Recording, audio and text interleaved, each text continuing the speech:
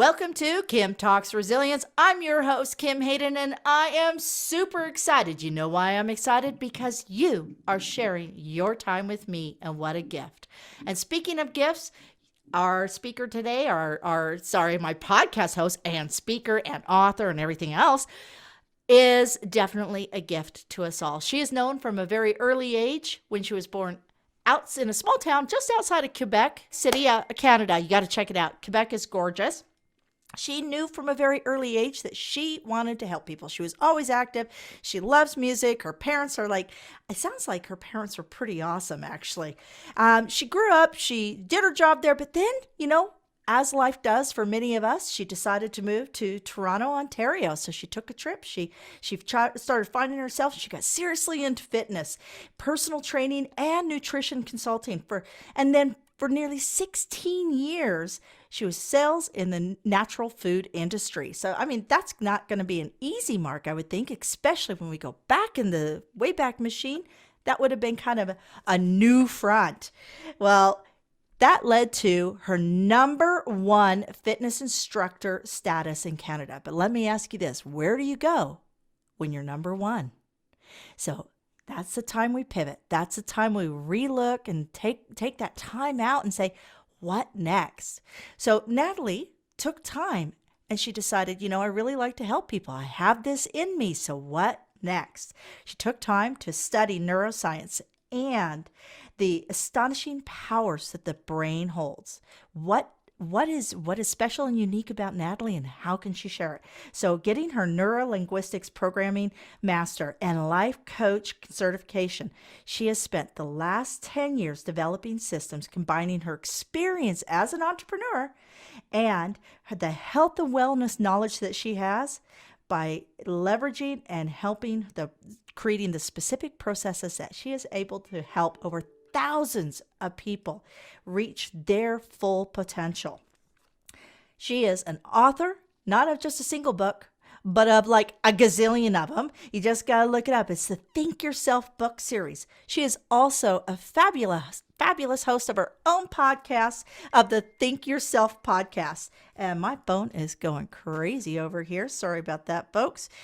She is a speaker, and you know what? I think actually I may need to have her come down to my Kansas Thanksgivings with my crazy family, because she talks about confidence and focus. And, these people are out chasing squirrels half the time. I think she could absolutely help my family. But here's the thing that blew me away. Over 400 international medias have chosen to listen to Nathalie. So please sit back, buckle up. You're in for a treat. Let me welcome Miss Nathalie Plamondon. Am I close? Thomas. Yep. I'm close. Welcome, yep. Nathalie. Did I miss anything in that? You have such a robust, bio. I'm just blown away. Wow. I am stunned. It was pretty impressive. Thank you so much, Kim, for all this research. I'm very impressed. Thank you. And it's an honor to be on your show. Absolutely. Let me, I want to kick this off because we can all read something. And what I want to know is, I'm just turning this off. I got a new phone. I've gone from Android to Apple, and the thing talks to me all the time. I'm struggling here. So if you hear something weird over here, folks, I apologize. So work with me on this. So one of the things I can read, our audience can read up on you. However, hearing it, as my grandma would say, get it right from the horse's mouth. So if hearing you and hearing your tone on who you are, what you do, that carries so much more weight than just reading it. So can you share that with us? Tell us who you are and what you do. Absolutely, Kim. So you've probably, like everybody else, experienced sometimes a bit of negative self-talk, but we talk to ourselves, not in a very nice way, right? But we don't talk to other people like that. You don't walk around saying, hey, you look fat in these jeans. Or, oh, you're starting your own business. It's never going to work. You're not good enough. We don't say that to other people, but we trash talk ourselves all the time, right? Like, who would want to be your friend if you talk to them the same way you talk to yourself? So I'll take you back about 12 years ago. I was starting to speak professionally and I needed a video done. So we had 3 cameras, one for the wide angle, one for the close up, and one from the back to see the large audience. But the problem came, there was only 20 people in the room for my demo reel recording. So we kept asking people to move from one section to another. So then when we put all the segments together, it would look like there was a large audience, right? And I remember that video reel got me a gig. Like, I got a call from an organization who wanted me to train their sales force, and they asked for my rate. I didn't have a corporate rate. So I go, 250? I had no idea. And then they said, okay, so for the 4-hour training, that would be 1,000. I almost choked because I meant 250 for the whole thing, right? But I go, yes, that's correct, $1,000. So I hung up the phone and I got the contract, and I should have been excited.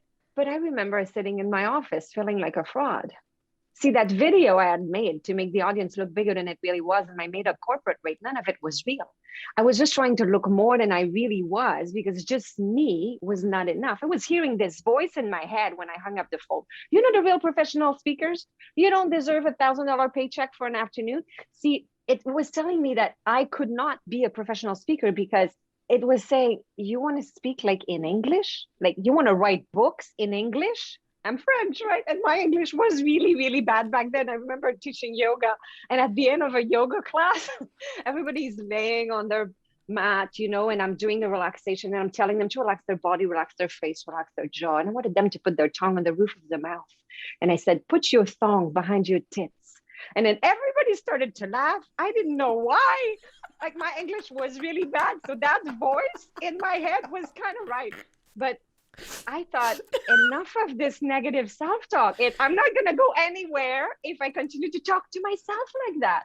So I spent the last decade studying neuroscience. And that's when I created the system to reprogram that negative self-talk so that I can change the way I talk to myself, because it's not helping. So that's how really it all happened.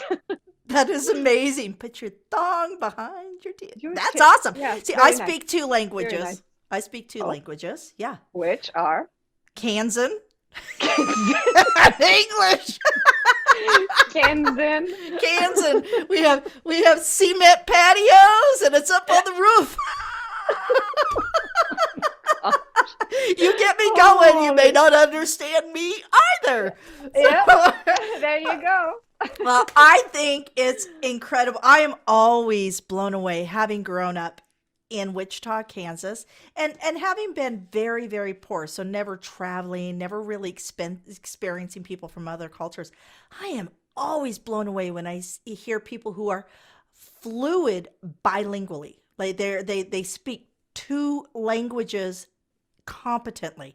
I remember watching the news the other day, and they were interviewing this graduate class in Germany.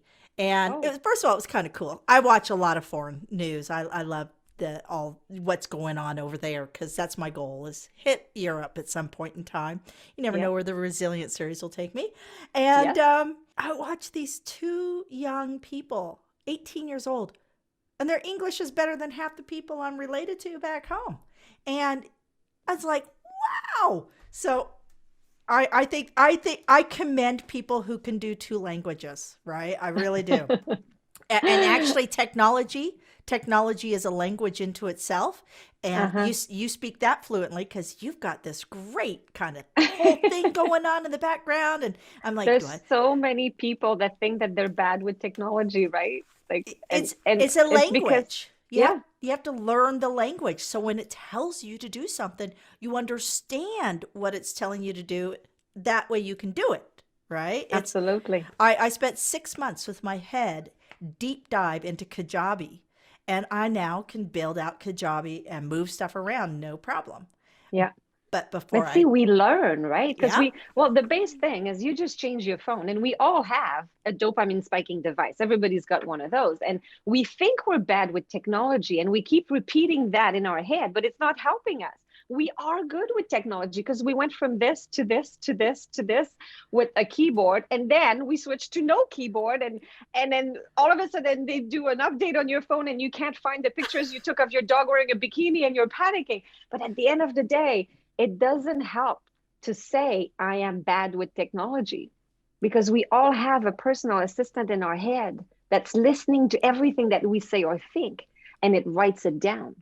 So the problem is people wake up in the morning, they look at themselves in the mirror and they go, oh, I'm so tired. I'm so stressed out. I think I'm gaining weight.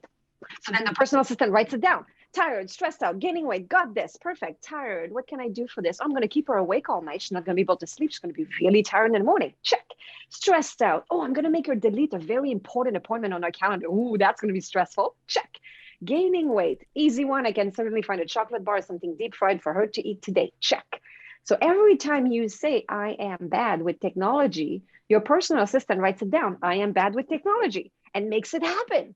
Right? So it's very important what we tell our personal assistant in our head. We have to say what we want, not what we don't want. Absolutely.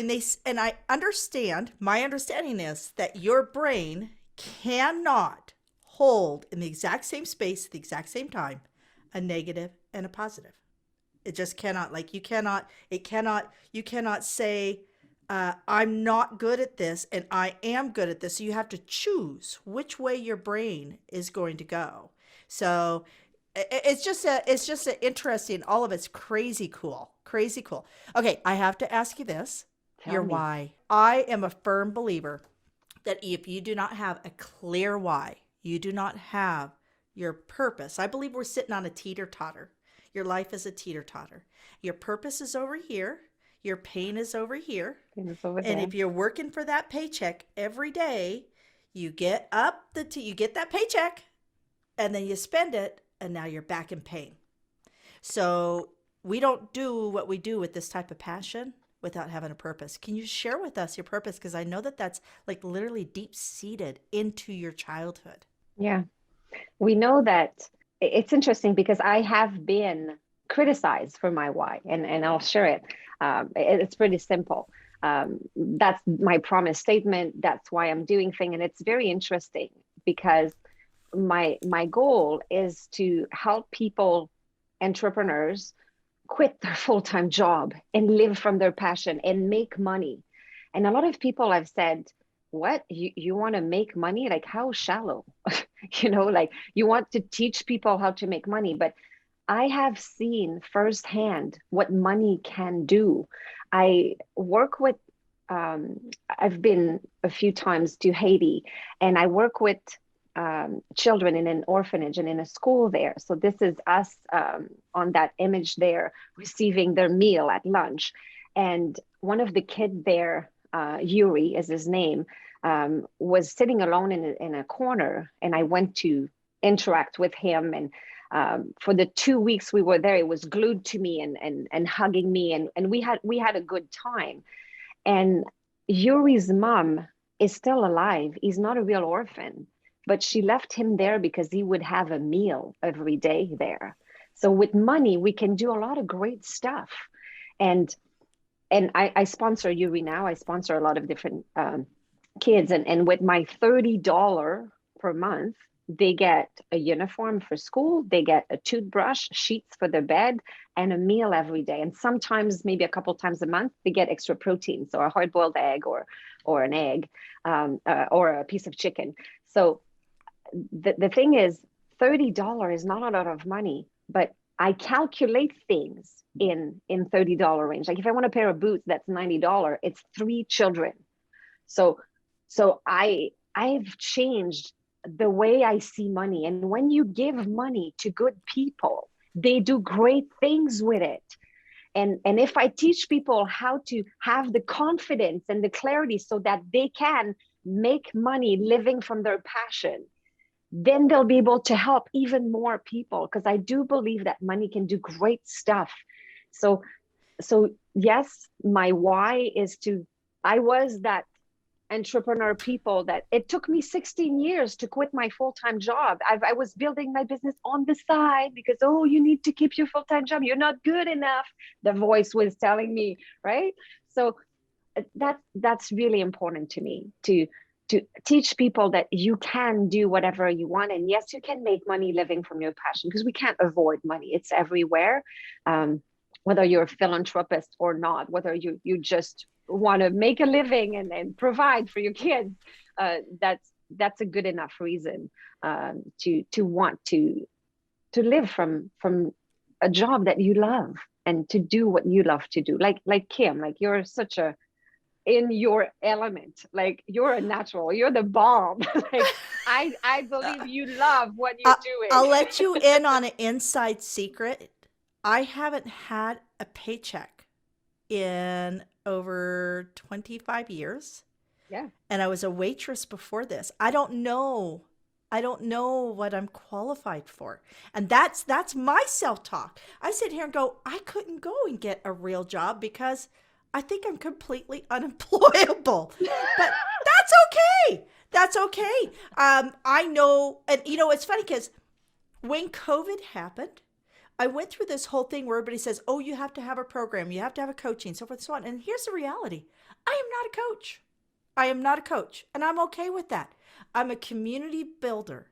So I came out with a membership, and with the stage and with the books and the TV series, because creating community gives the opportunity for people to have incredible messages like yours, another avenue, another platform. That is my superpower. I would say a lot of people out there, I love how you mentioned that you actually went and spent time and invested of yourself. A lot of people think that it's just giving money. Sometimes your opportunity, your superpower is creating space for somebody to raise their own money. I was gifted the opportunity to help the Métis, the first Métis Scout troop in Canada, to go to the World Council. I gifted them with a table at the Craft and Trade Fair that I hosted in Mackenziestown, in a community that I sponsored and helped build. And they sold and got donations. They had bracelets, and they had all sorts of little things that they had made, and they sold, and they made enough money to design and manufacture their signature patch. So they had their own badge to go to the World Council with. So what would they be more proud of? Me giving them the $500 or them raising the $500? So it's 100%. Absolutely. So when we talk resilience, one of the things I wanted to ask you about, because resilience is part of confidence. It's part of focus. When we look at this, now you've been invited to be a speaker at the inaugural Resilience Series, Resilient Women in Conference Tour in Calgary, Alberta, November 2nd. And you were selected because of your messaging, because we believe it aligns with this mission and mandate we're on. So at the conference, you're going to be giving a speech, but right now, can you give me an example, a specific example of how you have been resilient and how that has affected your business? I think you touched on that a little bit with the language and the thong. Sorry. I'm never going to forget that one, just so you know. That's a forever. But can you share with us, bring it down to a moment of resilience, something that literally took you out at the knees and you were able to recenter and come back in your business? It's interesting enough. I'm going to talk about my second book. I've written 16. My first one took me about 3 years to write. Well, it took me about 3 months to write, but then I sent it to the editor, which sent back their suggestion of changes. And these changes took me 3 years to do because I needed to rewrite the whole thing. So bad. And I was just not motivated. It was staying there on the shelf and not happening.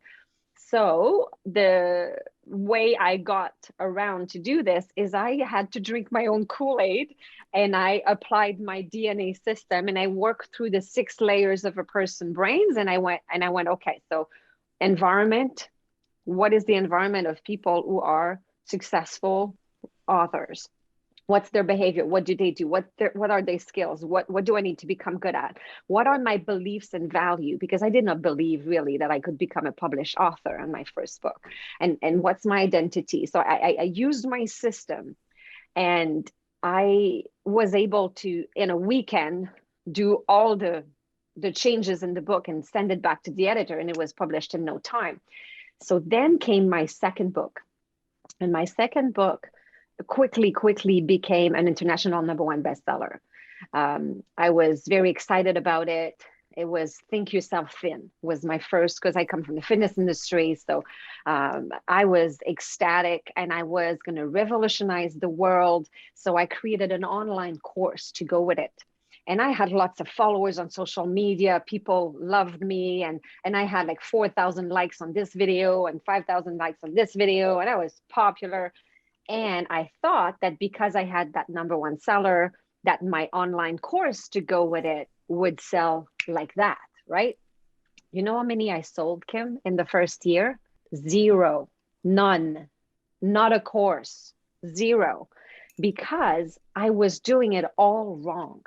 I was not marketing myself right. I was not doing social media right. My business was wrong. I was not equipped. My website was not transforming leads. I didn't have a system. I didn't do automation. I didn't have a CRM. I didn't have a social media strategy. I was just winging it. And I was just, when you go on social media and it's like, let's say you wanted to find somebody you're dating. You go into a coffee shop, right? And you meet somebody for the first time. Would you drop on your knee and open the ring box and propose to them on the first time you meet them? They'll look at you and say, "You're weird, man." Like, what's going on here? But that's what we do on social media. We go on social media. It's just a coffee shop to attract people, just to meet them. But we treat it as if we wanted to marry them on the first date. But this is not the way it's done. And it took me 5 years to figure that out. And I have 16 online courses now, and they sell very well. Thank you very much. Because I kind of figured out, I even have the newest course, Think Yourself a Marketing Pro, is explaining all the mistakes that I've made and what not to do so that you go straight to what works. But man, I was broken. And I had to keep going. And that is having the strategy, having a playbook is really, really critical. And I absolutely agree. I think people go at social media and think, oh, everybody will buy it. But it's funny because Bob Burg wrote a book, The Go-Giver, 3 decades ago, and it was all on the know, like, trust foundation. And people are going to be more willing to invest with you if they know you, they like you, and they trust you. And just because you're behind the keyboard, it does not negate that. So you got 2 choices when you're doing online. One is you either build their confidence and they get to know you and they like you, or you're a race to the bottom for the cheapest program out there. It's one or the other. There is no in between. So, and I'm glad that you tackled that and you went through it, because we our online education space was $116 billion, I believe, in 2018. And they are estimating, and this estimation was done before the pandemic. And they are estimating that industry to be $325 billion by 2025. That is how rapidly it's growing. We transitioning from the industrial age to the age of knowledge is shifting the way we work, when we work, how we engage, who we learn from. Everything is shifting, and either you're going to be part of that, or you're going to get left behind. If you're not in, you're in the way. Ooh, are you in, or are you in the way? In the way. Oh, that I was teaching spin classes. That's from when I was teaching spin classes. I was like, are you in, or are you in the way? I think that's going to be your quote on this podcast. That's awesome. Are you in or in the way? That is awesome. So overall, how do you make a business more resilient? I think we just touched on that. Can you give me a little bit more as to once you started figuring out everything, how did you go from zero to selling? Can you give us a Uh-huh. little bit? So how do you make that a more of a resilient, or has some make it more malleable, make it more elastic kind of, Yeah. The thing is, resources are out there. Um, and we know a lot more than we think. And it's important to ally ourselves with people that have been there before. So the shortcut is always to ask somebody that is successful, how'd you do it, right? So that's the number one way. However, skills everybody can get, but let's talk a little bit about the brain, because you can learn a skill, but if you don't believe that you can actually learn it, or you try to learn it at a logical level. So I'm going to talk a little bit about the logical level. Logical level can handle 5 to 9 things at a time. So that's pretty cool, right? Like you can multitask. Like I'm sure you have done your grocery shopping at the same time that you're on a meeting on your phone, and you keep your kid to fall from the cart, and you still notice the guy in blue winking at the girl in the seafood department. Like you see all that at the same time, like 5 to 9 pieces at a time. But have you ever caught yourself in your car driving, beautiful day, you're going to a new address, as you're slowing down to look at the numbers on the houses? Have you ever caught yourself, Kim, having to lower the volume on the radio? Isn't that yes. weird? Right? Yep. Right? So because you have the foot on the brake, the foot on the accelerator, the red light ahead, the kid that's about to cross the street, the lady that will probably cut you off, and then there's the guy in the car next to you winking at you, gross. So as you add, looking at the numbers on the houses, the music becomes the one too many. 5 to 9 pieces of information is not that great after all. And our thoughts in our logical mind, 70% of our thoughts are negative. Research shows that we trash talk ourselves at a reason of 31 negative thoughts per minute. It is insane. Out of 50 to 80,000 thoughts per day, 70% are negative. So living at a logical level, we're always just trying to catch up. So you have your goal, you want to build your business, you want to be resilient, and you work hard. And then you go into all these workshops, and then you accept clients from 5 a.m. until midnight, right? And then you have to take your kids to school and sport in between your meetings. And then you post on social media, oh yeah, you need to spend time on Clubhouse, and you need a podcast. And you are still living paycheck to paycheck. You're exhausted. You have zero life balance. And it's like you're getting further and further and further away from your dream. It is like you're trying to go to New York City, but you're in an aircraft that's flying to Los Angeles. You can go as hard as you can and push it, but you're never going to get to Vancouver if the aircraft is going to Halifax. So you need, a lot of people ask me, how do you get off that plane? I need to get off that plane. Show me. And I say, no, don't get off the plane. Talk to the pilot and tell the pilot, hey, bud, do you mind turning around? That's where I'm going. How fast is it going to go? And how much further and powerful is the aircraft compared to if you work against it? So that is the way to become more resilient, is to use the unconscious mind. The unconscious mind can handle 2.3 million pieces of information every second. 5 to 9 for the logical mind.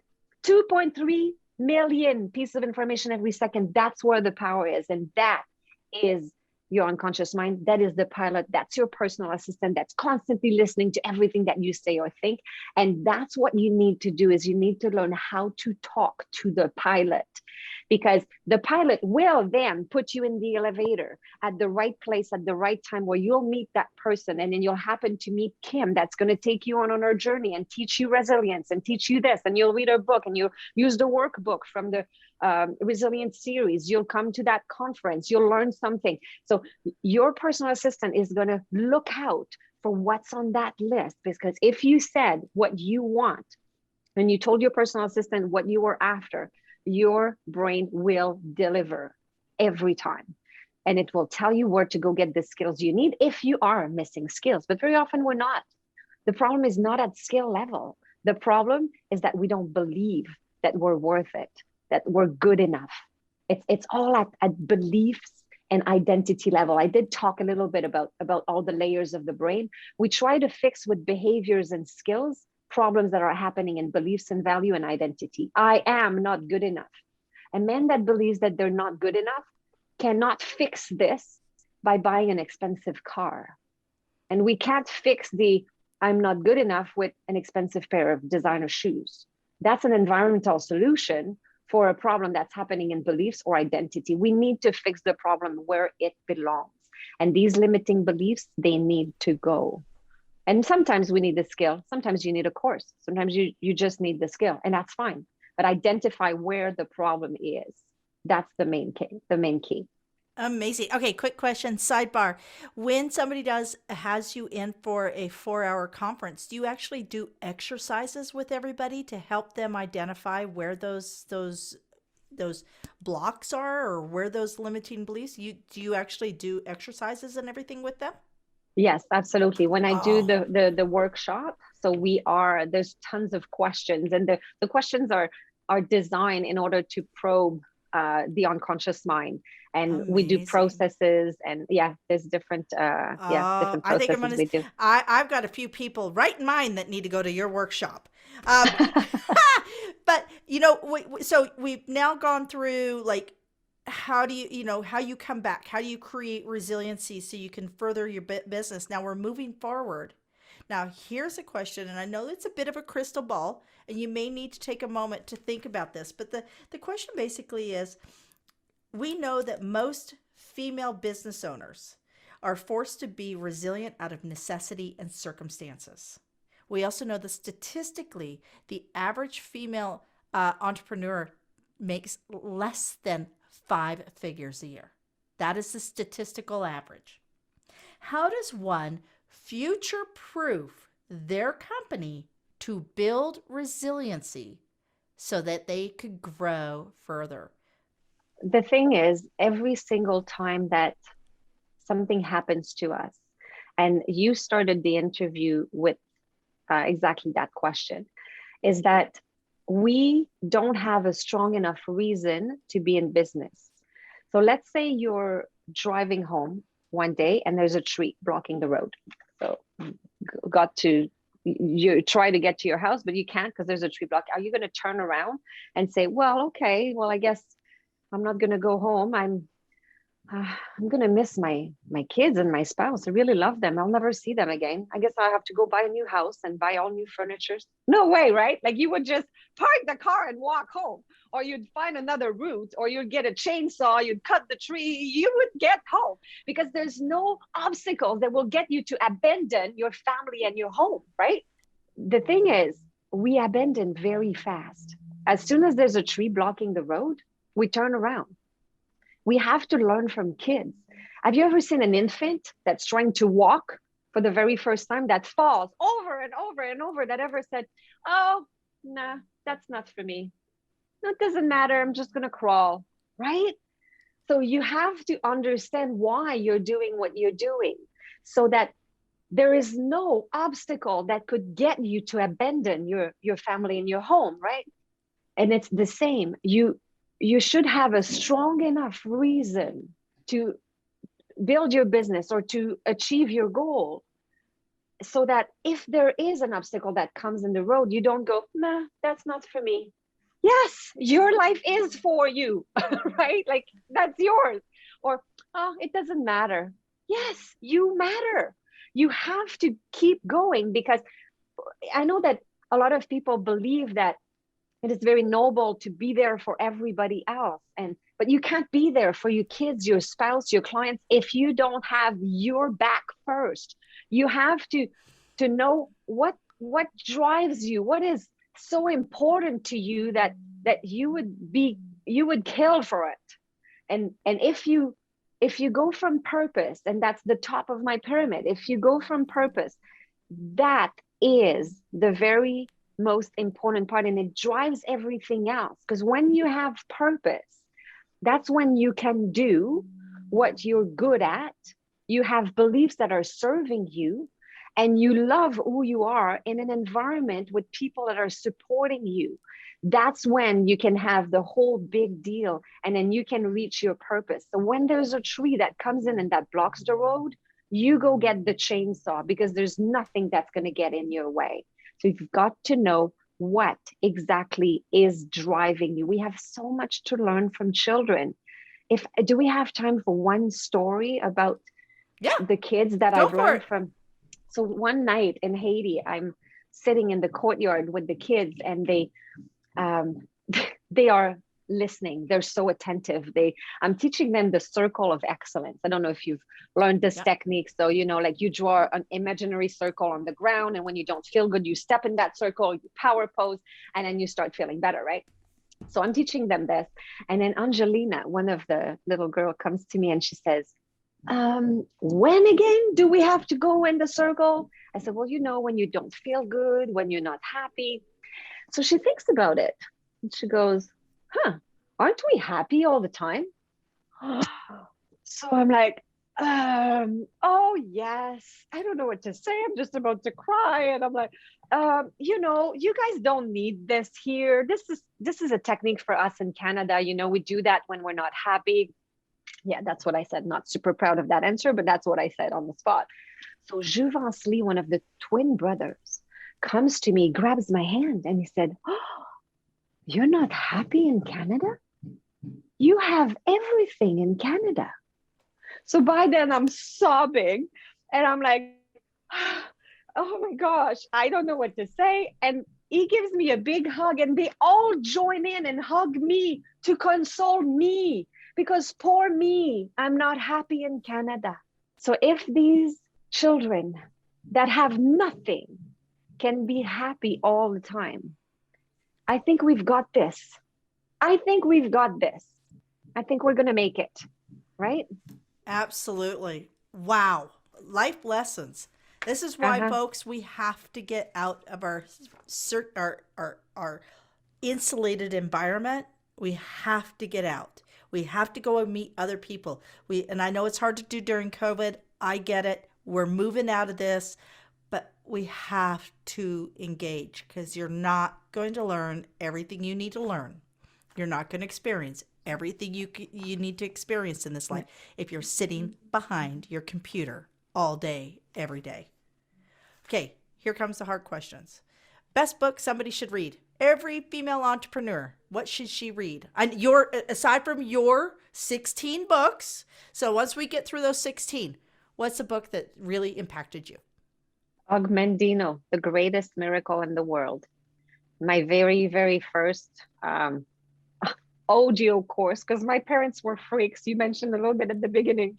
My mom and dad made us sit every Sunday through old motivational tapes, cassettes. We had to listen to Augmendino, Zig Ziglar, Jean-Marc Chaput, and we had to memorize. And my brother and I would roll our eyes. But I have to say that there isn't a day that I don't hear Augmendino's voice the guy that dubbed him in French, I guess, not him, but say to me the main rules of a successful business. So The Greatest Salesman in the World, The Greatest Miracle in the World, those two were on repeat in our house as I grew up. And I know it from top to end. Yeah, it's amazing. That's way book. Better than the Oak Ridge Boys 8-track my mother had on repeat. I am just saying. Love you. Yes, I'm that old. My mother had an 8-track we player. had 8-tracks too. We did too. Oh gosh, yeah. So that's books. So aside from your podcast and my podcast, what's a podcast that you enjoy that just really kind of fills in? Because I know I, at times, can feel very alone, because when you operate at a specific level, there's not a lot of people that will be local, live on your street, go to your kid's school, shop at your grocery store, that will be able to understand the level you're working with, right? And that's part of the reason that's part of the reason I've done this resilience series, is finding my own sphere, the sum of my 5, right? Like yourself. So what's a podcast you listen to that says, you know what? Yeah, I'm good. This is awesome. Yeah. So there are, I listen a lot to audiobooks. So I listen. Audiobooks. Awesome. So I'm a member of audible.com, and I listen to a lot of audiobooks. So more than podcasts. But there's one podcast that I really like because they're short. Well, there's two of them. One of them is BVTV. It's Biz Vision or BVTV, and it's Malcolm from the UK, and they're short. The guy is a professional. He was an anchor on TV for a long time, so it's well run and it's fast. It's quick. The other one is Randall Craig. It's called What's Your Problem or something like that. So Randall Craig. They are 5 minutes, and he is the most brilliant mind I have ever listened to. He's smart. He got a good way to explain things. Everything is 5 minutes. So he poses a problem at the beginning, and then he tells us how to fix that problem. So it's 5 minutes with Randall Craig. I think the name of the podcast is So Your Problem Is, and then he solves the problem. But he's a forward thinker. He's the one that created the websites of the Toronto Star. He's on boards of huge companies. They hire him to think for them because he's a natural thought leadership, super smart man. So I love his podcast as well. Yeah. Amazing. Next question. And this is one of my favorites. What is a quote or a saying that has been your North Star? Knowing and not doing is like not knowing at all. There's a lot of things that we know, but if we don't do it, then it's like we don't know it. And it's stayed with me. Actually, Jackie Mills told me this. I was teaching the Les Mills program in Toronto, and I spent a month in New Zealand training with the best of the best. And Jackie Mills is, Philip Mills' wife, and she's also the creator of Body Flow, one of the program I was doing. And then I went to a workshop, and then she said, "Oh, we're going to review this thing today." I said, "Oh, I've already done that workshop. I already know it." And then she looked at me and she said, "Did you implement every single thing that you've learned?" She said, "Nathalie, knowing and not doing is like not knowing at all." And it stayed with me. And since then, I've been continuing to learn, because even if we know, very often people are like, "Oh yeah, I've seen that. I know that." Yeah, but are you doing it? Did you implement that? And people don't spend, especially entrepreneurs, we are getting very excited by the next thing, and we don't take time to implement. So we keep pouring water in a glass that's already full. So take a step back and say, okay, the knowledge that you already have, did you implement it? And what's holding you back? And that's what I do. I help people get rid of all the stuff that they're carrying that keeps them from doing what they know they should be doing. Because people know we got this. We know we should eat healthy. We know we should. It's just that sometimes there's stuff that are keeping us from doing that. And I'm like a brain dentist, like if you have a cavity, the dentist will fix that. It's not by brushing your teeth really, really well and flossing, you'll get rid of a cavity.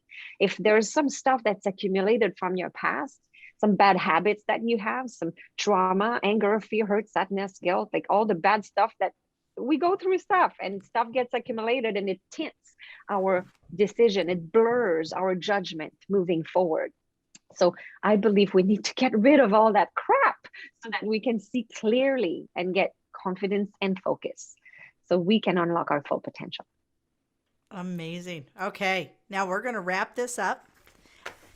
And what I would like, first of all, I want to find out what advice you would give your 18-year-old self, knowing what you know today.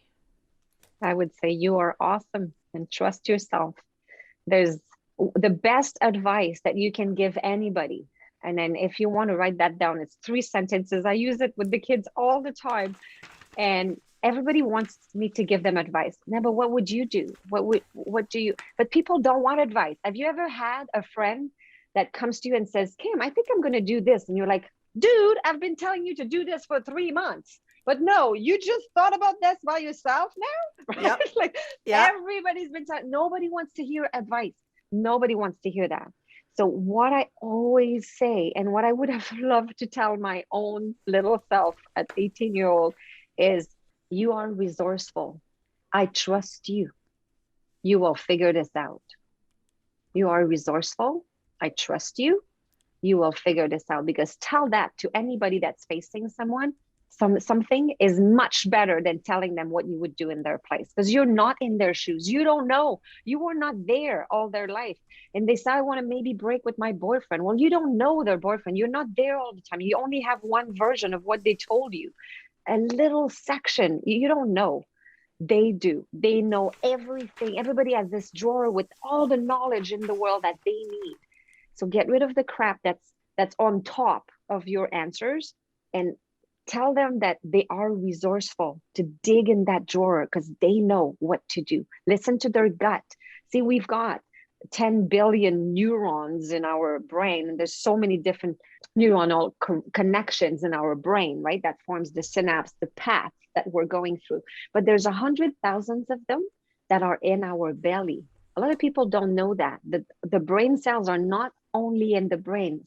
100,000 cells are in our gut. So this gut feeling that you have, you're thinking with your gut. So listen to your gut. You are awesome. You got this.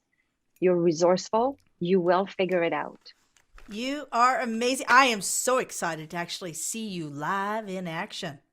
But if anybody out there is looking for you, can you share with us your website, your email, your social media? How can they find you? Yeah, go to thinkyourself.com. That's the simplest way. Or Nathalie with an H, Nathalie at thinkyourself.com. If you want to download the confidence guide, I do have a free confidence guide, thinkyourself.com/confidence guide. That can help you. If you want to book a free 15 minutes with me, I'd be happy to have a virtual coffee, thinkyourself.com/schedule. And let's have a virtual coffee together. Would love that. That is awesome. Guys, you're in for a treat. Do give her a shout. Until next time, until I see you live, Nathalie, thank you for sharing your most valuable resource, your time, your energy, and obviously your purpose and passion. So again, I want to thank everybody out there for sharing your time with us as we come together as a community, as we create and we move forward. We've got this, as Nathalie has said. So please take time to subscribe and share. And again, thank you for following Kim Talks. And you can connect with me through kimtalks.club or resilienceseries.club. Join the movement, be part of the club. And remember, your past is not your present. Anything is possible. Thanks for joining me. I'm Kim Hayden. Bye for now.